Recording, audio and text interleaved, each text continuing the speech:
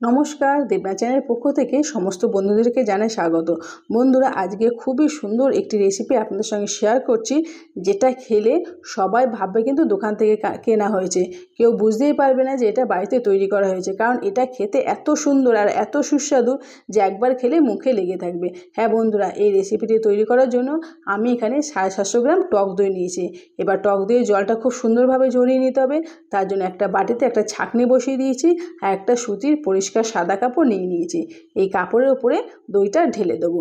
সুতির কাপড় নিলে কি হবে, দইটা খুব সুন্দরভাবে জল ঝরিয়ে দেবে। দেখুন বন্ধুরা, দইটা ঢেলে দিলাম। এবার কাপড়টাকে ভালো করে গুটিয়ে নিয়ে মুখটা সুন্দর করে বন্ধ করে দেব। দেখুন বন্ধুরা, এইভাবে কাপড়টাকে পুরোভাবে গুছিয়ে নিয়ে এবার মুখটাকে মুড়িয়ে নিয়ে এর উপরে একটা ভারী জিনিস চাপা দিয়ে দেব। তাহলেই কিন্তু খুব সুন্দরভাবে দই থেকে জলটা ঝরে যাবে। এইভাবে 15 মিনিট মতো রেখে দেবো। আপনারা আরেকটু বেশিও রেখে দিতে পারেন। দেখুন বন্ধুরা, 15 মিনিট পরে কত সুন্দরভাবে জলটা বেরিয়ে গেছে। এই জলটা কিন্তু ফেলে দেবো না, তরকারিতে বা রুটি মাখতে এই জলটা ব্যবহার করে নেব। দেখুন বন্ধুরা, দইটা কত সুন্দরভাবে রেডি হয়ে গেছে। একদম একটা শুকনো দই তৈরি হয়ে গেছে। এর মধ্যে কিন্তু একটুও জল ভাব নেই। এবার এটাকে একটা বাটিতে ঢেলে নিলাম। এবার এটাকে খুব সুন্দরভাবে মিশিয়ে নেব। এবার এর মধ্যে দিয়ে দেব মিল্ক মেড। মিল্ক মেড দিলে কিন্তু রেসিপিটি খেতে খুবই টেস্টি হবে। দেখুন বন্ধুরা, এখানে মিল্ক মেড ঢেলে দিলাম। এবার দইয়ের সাথে মিল্ক মেডটা খুব সুন্দরভাবে মিশিয়ে নেব। একটু সময় নিয়ে এটা খুব সুন্দরভাবে মিশিয়ে নিতে হবে। একদম ক্রিমের মতো তৈরি হয়ে যাবে। দেখুন বন্ধুরা, একদম ক্রিমের মতো তৈরি হয়ে গেছে। এবার একটু এলাচ গুঁড়ো দিয়ে দিলাম, এটা অপশনাল। এলাচ গুঁড়োটা আপনারা নাও দিতে পারেন। এলাচ গুঁড়ো দিয়ে খুব সুন্দরভাবে মিশিয়ে নিয়েছি। দেখুন বন্ধুরা, এটা একদম রেডি হয়ে গেছে রেসিপিটি তৈরি করার জন্য। এবার একটা আমি সিলভারের বাটি নিয়ে নিয়েছি। আপনারা চাইলে যে কোনো বড় ছোট সিলভারের বাটি নিয়ে নিতে পারেন। এবার এই বাটিতে অল্প একটু ঘি দিয়ে দিলাম। ঘিটাকে পুরো বাটিতে সুন্দর করে লাগিয়ে নিলাম।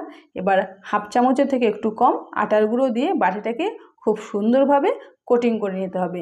ঠিক এইভাবে ঘুরিয়ে ঘুরিয়ে বাটিটাকে কোটিং করে নিতে হবে। এক্সট্রা থাকলে আপনারা এটা রেখে দিতে পারেন। এবার এই বাটির মধ্যে আমি দইয়ের মিশ্রণটা পুরোটা ঢেলে দেব।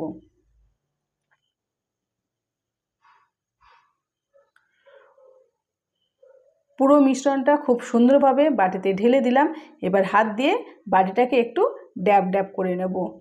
একদম এটা রেডি হয়ে গেল। এবার বাটিটাকে ঢেকে দিতে হবে। তার জন্য একটু পেপার নিয়ে বাটিটাকে পুরোটা ঢেকে দেবো। একটা গার্ডার দিয়ে পেপারটাকে খুব সুন্দরভাবে আটকে দিচ্ছি। এবার এটাকে ভাপে বসাতে হবে। তার জন্য গ্যাসের উপর একটা কড়াই বসিয়ে দিয়ে তাতে জল দিয়ে একটা স্ট্যান্ড দিয়ে বাটিটাকে বসিয়ে দিলাম। একটা ঢাকনা দিয়ে দিলাম লো ফ্লেমে। এইভাবে 10 মিনিটের জন্য রেখে দেবো।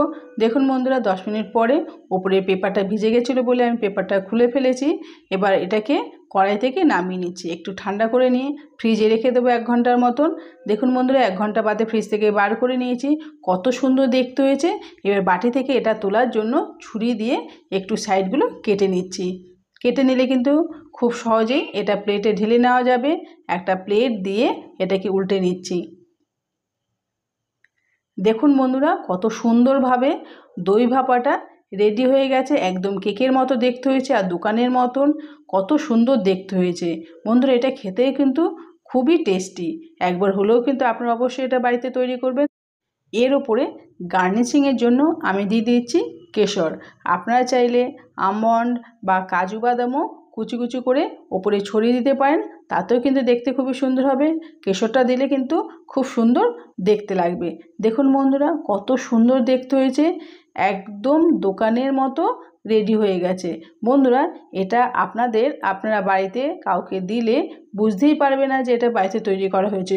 সবাই ভাববে যে এটা দোকান থেকে কিনে আনা হয়েছে। খুবই সুন্দর দেখতে আর খেতে কিন্তু খুবই টেস্টি। দেখুন বন্ধুরা, খুব সুন্দরভাবে একদম দই ভাপাটা রেডি হয়ে গেছে। এবার একটা ছুরি দিয়ে আমি এটাকে কেটে নেব। কত সুন্দরভাবে কেটে নিচ্ছি দেখুন। একদম নরম হয়েছে, একদম কেকের মতো রেডি হয়ে গেছে। আমি একটা পিস কেটে আপনাদেরকে দেখিয়ে দিচ্ছি যে এটা ভেতরটাও কত সুন্দর হয়েছে। দেখুন কত সুন্দরভাবে পিসটাকে আমি বের করে নিয়েছি। এবার দেখুন ভেতরটা কত জালিদার হয়েছে আর অনেক নরম হয়ে গেছে। আর উপরের একটা খুব সুন্দর মিল্ক মেডের আস্তরণ জমা হয়েছে। এটাকে যখন আমি হাত দিয়ে প্রেস করছি দেখতে পেলেন কত সুন্দরভাবে নরম একটা আস্তরণ তৈরি হয়েছে।